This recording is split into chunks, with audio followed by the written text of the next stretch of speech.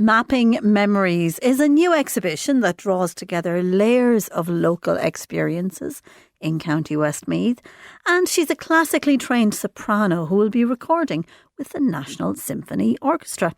And it is almost here, the revised, renewed and refreshed for a brand new audience. Are you all jazzed up for the weekend in Portlaoise? Well, you're welcome to Encore this evening, and it is Claire O'Brien here with you, as I am every Thursday evening, with the best of what's happening in the arts in Laois, Offaly and Westmeath. And finally, as we reach the end of 725 million trillion billion days of January, we can look forward to some great things happening in February as we move in. You can see the daffodils are getting ready. They're just braving it through. It's the one thing to hold on to, isn't it, at the moment when everything is so wet and so miserable.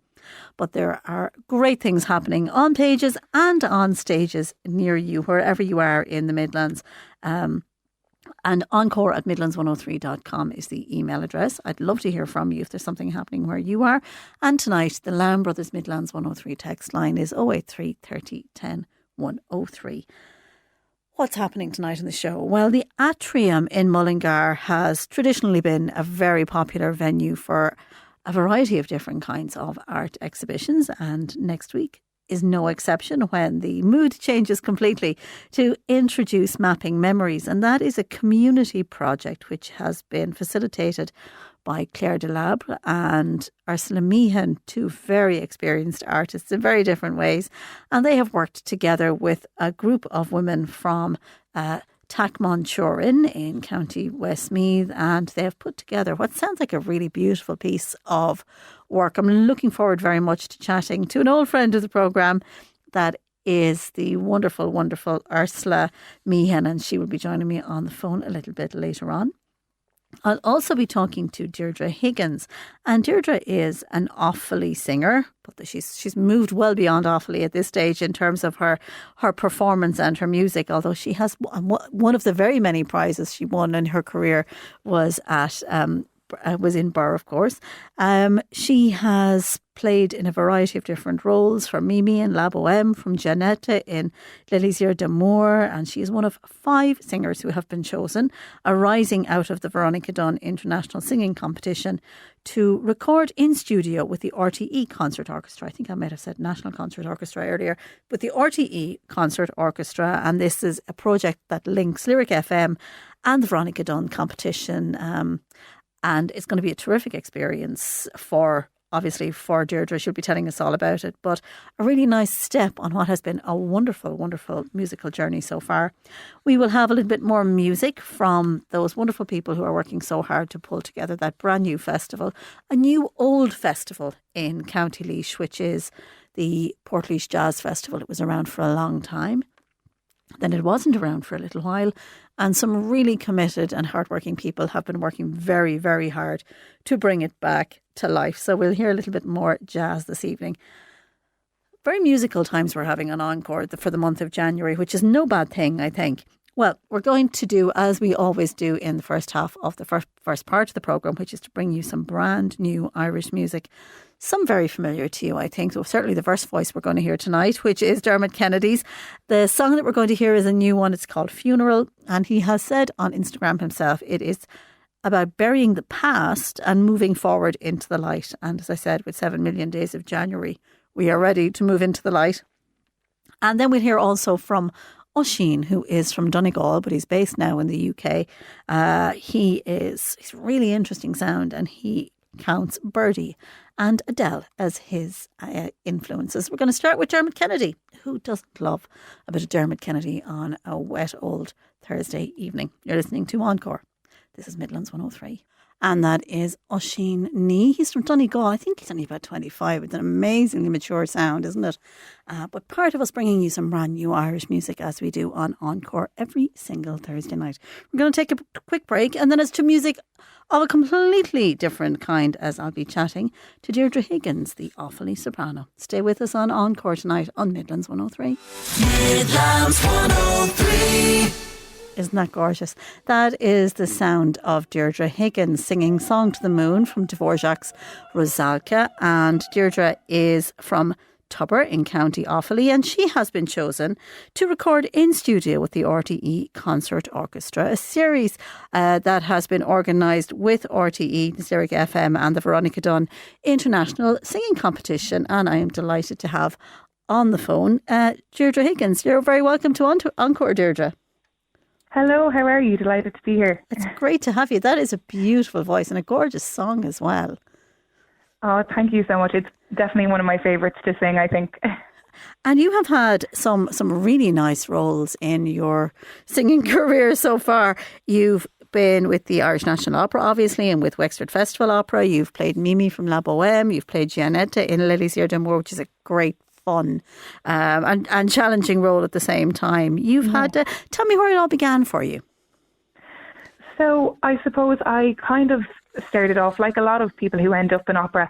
I just sang any type of music growing up. I sang a lot of musical theatre. I did the Scorn and Oak competitions growing up, sang in school choirs, and then I suppose I started doing some of the grade exams, and was going to a singing teacher and kind of found a love of classical music. I did an undergrad in Limerick in UL, and I did a BA in voice and dance actually, because at the time I think I still was a lover of, still am I suppose a lover of musical theatre, but wasn't quite sure which route I wanted to take. But yeah, I suppose I kind of was a bit of a journey to get here, because then I graduated and I spent a couple of years singing with Anuna, which was, more Celtic-y choral type style. And then I started working with a new teacher who, Mairead Buick, who she would have specialised in opera. And she kind of said to me, look, I think if you want to give this a go, I think you should take a proper stab at it. So I decided to take her advice, and about a month later signed up to do the Masters in TU Dublin Conservatoire. So spent 2 years there training and working with Mairead and the wonderful coaches that are there. And yeah, that went great. And I suppose I found my way into opera then. I did 2 years with the Irish National Opera Studio then as well. And now I'm out into the big bad world. It's a long journey, isn't it? Yeah, it sounds, it is. when you put all those different parts together, it takes a while to gather the experience and to I suppose gather the frocks as well, it has to be said, if you're giving recitals, to be in the situation that you're in now, competing with the best of people at the Veronica Dunn International Singing Competition. Yeah, no, you definitely have to put in the time and put in the graft. It's, it's very rare that someone, straight out of the gate or straight out of college will have huge success. I think they're kind of the exceptions. Most people, you really have to put the time and the groundwork in and try to make the connections and, work with people who can, help you in your career as well. And I think that's a two-way street. I think you have to be a nice person to work with in order to kind of get the benefits of that as well. But we're very lucky in Ireland. It's quite a small opera community, but a very generous one as well. There's lots of fantastic people who really are rooting for you and, do their best. Like with this opportunity, I got this fantastic opportunity to record with the RTE Concert Orchestra because there were people, in my corner who, had faith in me. Yeah. So, yeah, it's great. So to be in Offaly, I imagine many people wouldn't consider that Offaly is the opera heart of Ireland. But John Malloy is not too far down the road from you. Yeah. And there are voices that are coming out of the Midlands. Is it a good environment to be in, or is it one of those situations where your postcode makes a big difference? If you happen to be living in Dublin, you have more opportunities. Well, look, I do often say my life would possibly be that bit easier if I was based in Dublin. I think that is where there are more opportunities. But I suppose you kind of have to weigh up different things, because I have a lot of friends who, they live in Dublin doing similar work. But, I suppose sometimes it's, just very basic finances, they have to put a lot more time into teaching and other work like that. Whereas then I suppose I maybe have a bit more time that I can, invest into singing and practicing myself. So there are more opportunities, I suppose, in Dublin, but you have to weigh up the pros and the cons. And like you said, I mean, John Malloy is based in Birr, and Birr actually is a great hub itself for classical music. They actually, just to give them a little shout out, I think the deadline for entering the Trench Award is coming up quite soon. I was a competitor in that a couple of years ago, and they're fantastic, based in Birr. Maureen DeForge is brilliant and a brilliant supporter of young artists. So any budding classical musicians apply for that as well. Yeah.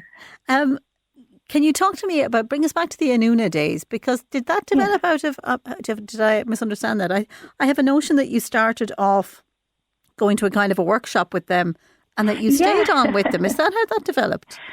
Yeah, so I think I was in my final year of my undergrad, and we had been sent just, I suppose, a group email about their summer course. I don't think it's still going on in Dublin anymore. They've moved it to Italy. But I did their summer course, and I suppose Michael McGlynn, I suppose he thought there was something in my voice, and we stayed in contact. And he invited me then to, my audition was actually a performance. So luckily it went well, and he kept me in the group. Unfortunately, I don't have much time to perform with them anymore, and it's, I suppose, a different style of singing as well. So it can be difficult to put on those different singer hats, as I kind of think of it.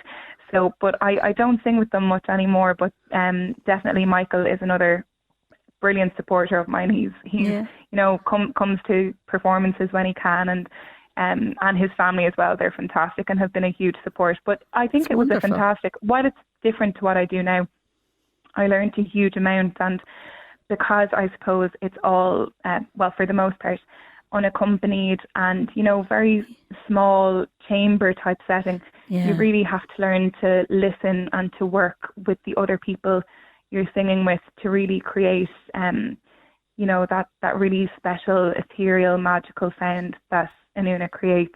So while it's not the type of music I sing anymore, I think it definitely, I learned a lot from it, and still carry a lot of those lessons into what I do now.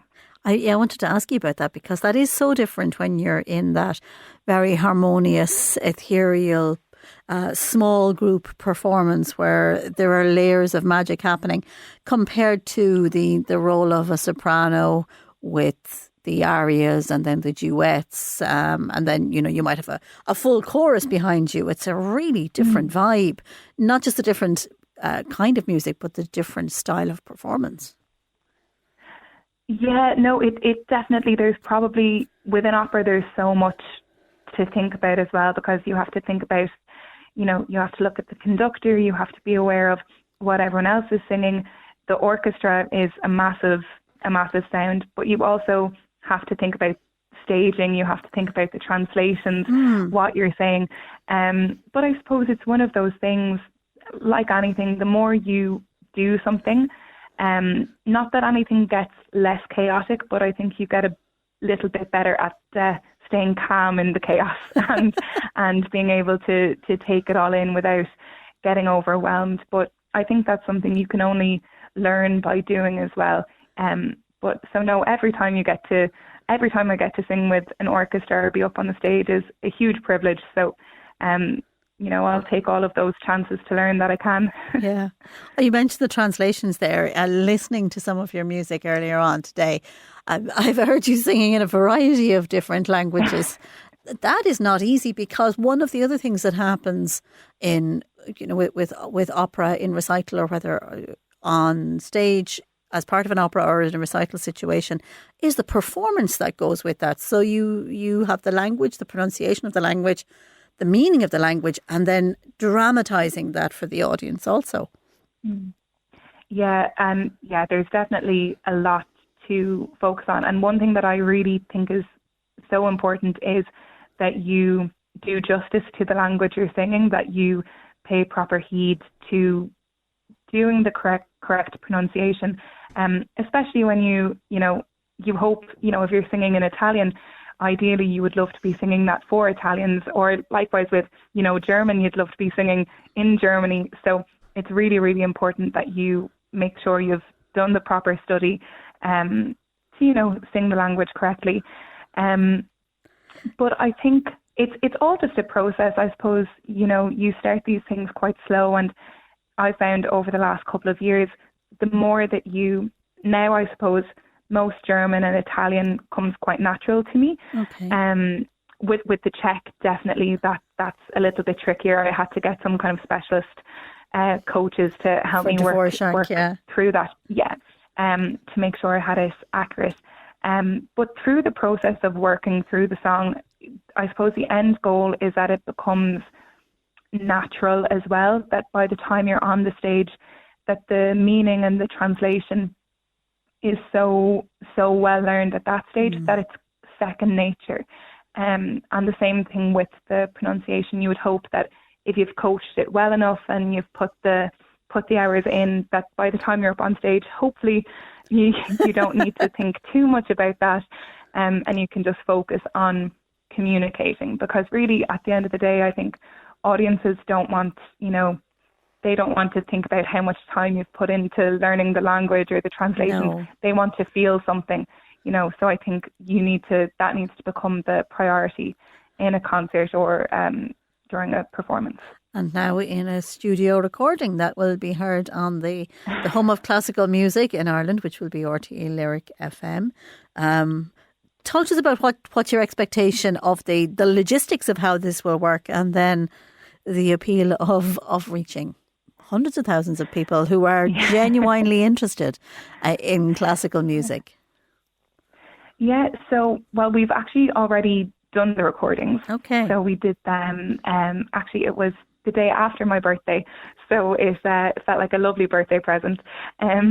So we did those, and it was, thank you, it was a wonderful experience. Everyone in RT was so kind and so generous to us, and very patient with us as well, because I've never recorded with orchestra. I've sung with orchestra, but this was quite a different experience. So, but I think they were aware of that, and definitely gave us the time that we needed. And I suppose with any young artist, you're just always looking to get more exposure and have more people hear you. And I think as well, it gives you a certain level of credibility, I suppose, when you are applying, because the industry I'm in, it's kind of a constant, you're constantly applying for jobs and different things. It's kind of never ending. So, it's great to have something like that on your CV to say, I've sung with the RTE Concert Orchestra. I've been played on, Ireland's, national radio. I think it's looks very respectable on CVs. Yes. And just to have that backing. And to be heard by as many people as possible, because that's what we need. Young singers, we need to be heard, and to get that kind of attention and spotlight is fantastic. It's an amazing opportunity, and the five of us were very, very lucky. And what did you record, Deirdre? So the piece you just played, I sang Song to the Moon, and I also sang Depuis le jour by Charpentier from his opera Louise. Okay. Which is another beautiful piece. So one Czech, one French. Oh, beautiful. Beautiful. I'd love to end the interview on that beautiful musical high note, but I have to ask you, and it's your own fault, I'm really sorry. How is Rory? Rory is great. I just saw him the other day. Then myself and my sister were going down to check the sheep, and I had a quick look in at him.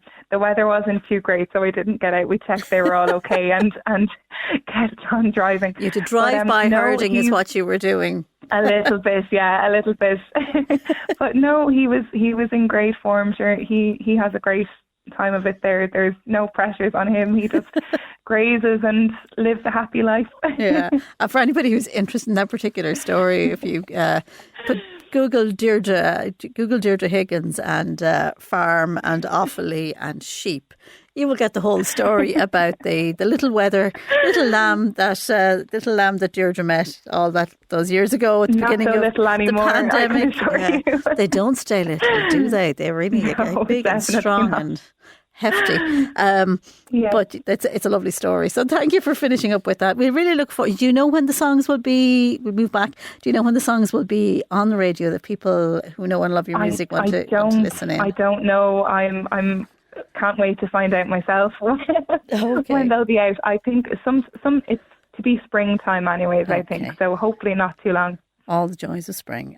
Keep in touch with us and let us know. And thank you so much for chatting to us this evening. Really appreciate you chatting to us on Encore, Deirdre. And all the best. Thanks so much for having me. Take care. It's been a pleasure. An absolute pleasure to have Deirdre Higgins from Tubber in County Offaly with us on the programme. We're going to take a break and then it will be to chat to one of Westmeath's most famous and most respected and talented visual artists, and that is Ursula Meehan, about a really interesting project that will be on view in the atrium in Mullingar next week.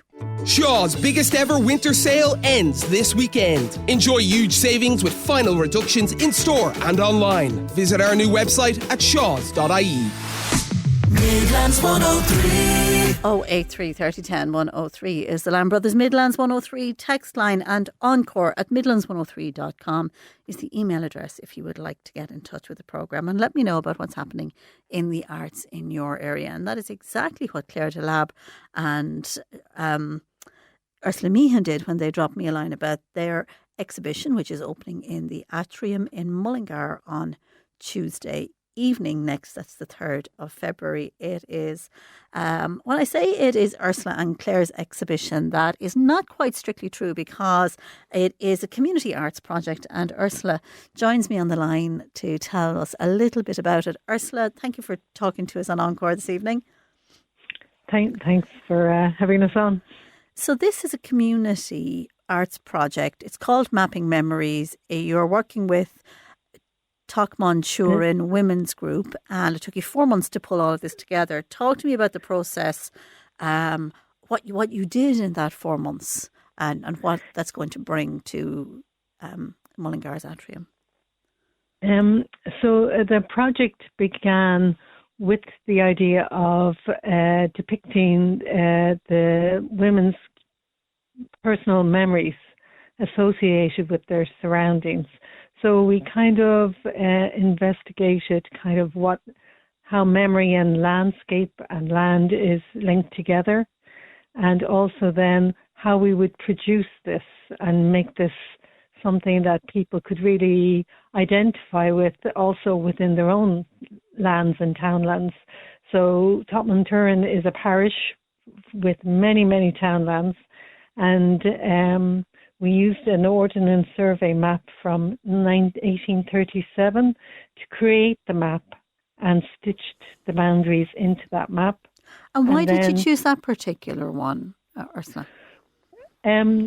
Well, partly it was also linked with a project the women had done in 2011 where they created a book about the parish, and it showed a lot of history and a lot of the place names and all the buildings and things that were happening at the time.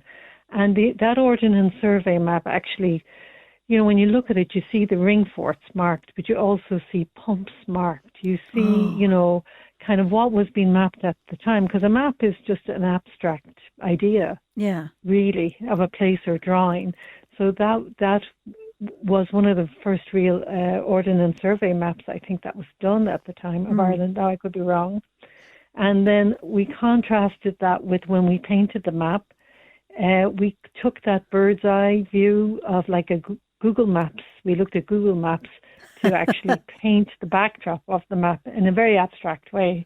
And just how maps change and how can we use the map to connect the different timelines as well. So this is a textile map. It's fabric. It's not. You're not painting on a big canvas, I'm guessing. Yeah, no, it's fabric. So the townlands are stitched, and also within it there's other kind of symbols. So, you know, we have a symbol for the pump, we have a symbol for the, stitched in is the forts, and also some of it shows us the bogs, forestry, just with some of the marks from the texture of embroidery. And did you do that in one huge big piece, or did each of the women have a section of their own that they did, and then were all brought together? I'm conscious of the overall consistency of a map and how you achieved that with a group of people. Yeah, so within that larger map, I suppose Claire is a wonderful creative person. This is Claire Delarbre. Delarbre, with textiles. And she did, once and I suppose I painted the main map, and she has finished, done most of the work. But as a group, we also did the boundaries as well. But within that, then, there is an image or a symbol which represents the person's memory. And they are photographs and also like a symbol of a horseshoe for a forge. Yeah. So each individual one is in the map. And as well as that, each person did their own piece of, a hooped embroidery, which detailed more the depiction of their own memory. And these are beautiful like illustrations that show the memory. So these will surround the map as well. So it's giving different layers to it. Melik work is the craft that is native to where I'm from. And in the old days, and currently across County Laois and Offaly, there are people who are sitting around their kitchen table with a group of women, or who gather in somebody's house, and they sit around and they sew together for a couple of hours, each of them on their own piece. And maybe they might meet on a Monday night or a Wednesday night, and it's a tradition. It's around the table in a way maybe that people, maybe in 1837, women might have met up to work together. Is that the sense of how your gatherings worked with the women, with the women's group? Yeah, so we would meet in Clonkill GAA on a Thursday morning and, work away at each aspect of it. And so part of it was even taking a photograph of where their memory was associated with. And from that, kind of turning that into a drawing that can be put onto the hoop, and then working out so there's a big box of materials on the table, and lots of embroidery threads, felting material. There was even Japanese paper that was used in some of them, handmade paper. So you've got this mix, and then people are doing and sitting and talking, at the same time. And you're, even being there, you're learning a lot as they talk about what they're working on and the story behind it, and then somebody else has a link to that as well. So there's this, great gathering, a lovely feel to that gathering as well. And a sense I'm getting here of layers of experience, layers of storytelling, layers of stitching, of fabric, of other materials upon materials, of the symbols on top of that, and the layers of meaning. It's not a flat object, even though it's a map. I'm getting the sense. Yeah, it's got some, I suppose texture. As you know, a visual, lots of texture, and also the textures and the sense of in the individual pieces, the hoops, kind of creating distance as well as you would in a painting. There is a sense of that in these works as well. And also there's a QR code. This was Claire Delarbre managed to do this. I wouldn't have the technical ability to create QR codes. Yeah. And if you scan the QR code, you will hear a reflection and a little about the memory and the story of each memory each person has. So that's another layer to it as well. And what kind of size is this overall piece? It's 1.5 meters. Well, it's big. Yeah, 1.5 meters wide, maybe. But because you will have the hoops act like on it reminds me of on like Google Maps or something. you see the little round symbol for magnifying. When you want to magnify something, so they nearly.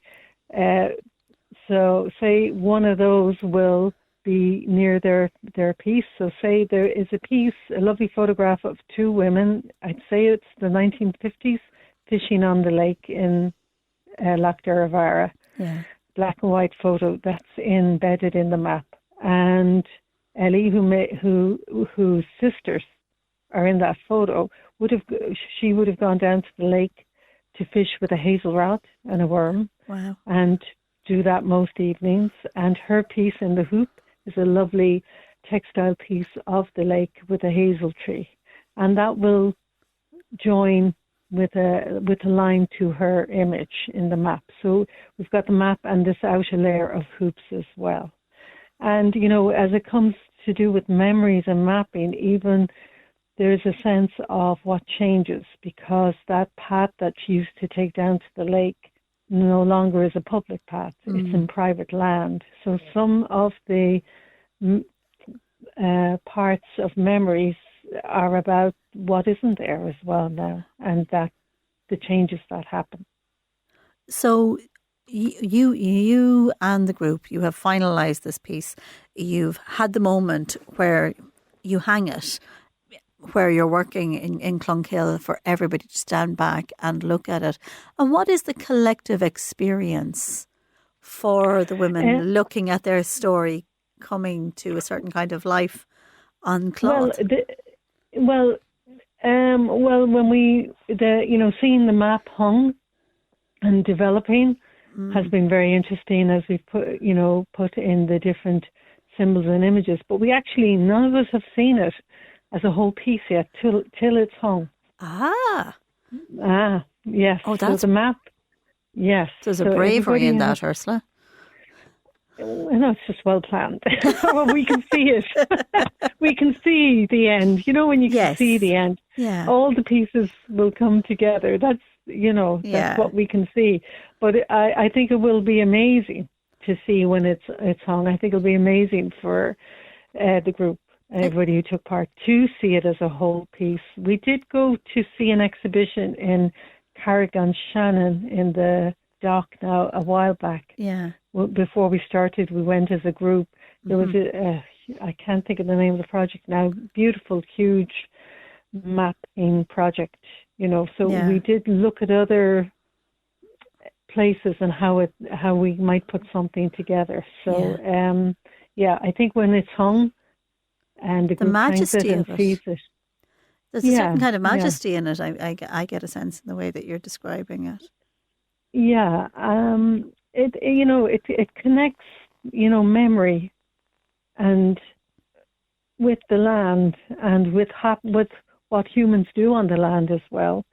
And also kind of, in a way, there's a sense that the land stores all that as well and evokes memory. So, there's this kind of movement within it all, I think. That sounds wonderful. And that will be launched, that exhibition will be launched on the 3rd of February in the atrium. It is supported by Creative Ireland, Westmeath Arts Office, Westmeath County Council, and it is on view for a fortnight in that really open space there where people come in to do all the bits and pieces of jobs that they need to do with Westmeath County Council. So it's a lovely way of bringing art to real life. Yeah. And Seamus O'Brien, who is a local historian and the author and editor of Westmeath Archaeological and Historical Society Journal, he'll be launching it. So it'll be interesting to see his kind of view on it as well. Yeah, that's wonderful. Ursula, thank you so much for chatting to us on Encore this evening. And I hope you and Claire and all the women who are involved from the Takmanturan Women's Group have a wonderful evening on Tuesday and enjoy all the plaudits of your friends and family and the visitors who come to see it over the next little while. Thanks so much for chatting to us. Thanks very much, Claire. Thank you. All the best. Thank you. Bye. All the best. That is visual artist Ursula Meehan. We're going to take a quick break, and when we come back, it will be to hear a little bit of Portlaoise jazz. So I'm looking forward to bringing you that and to let you know how you can have a laugh. We all need a laugh, don't we? Over the next week. Stay with us. Midlands 103. And how can you entertain yourself over the next few days? Well, We Need a Laugh. Bernard O'Shea is a desperate house husband. He's taking his show to Esker Arts Centre tomorrow night.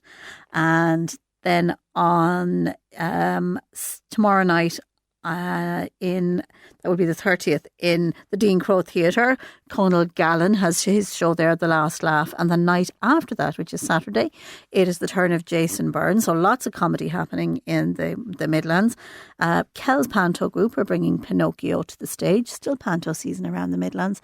And I was very entertained. Great to hear the voice of Will Faulkner also at Portlaoise Panto last week. We had Ciara Dillon from the cast in to chat to us about the show, and it was great fun. I went to see it during the week with my nephews, and it was a great night out. Panto, local Panto, is just full of laughs for all of the family.